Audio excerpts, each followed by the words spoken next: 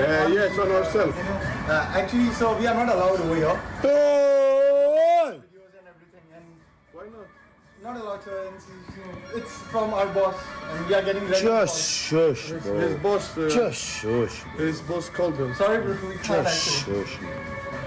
Literally. Just shut up. We are, but we're marketing the store. We're doing like ad for your store. We're doing.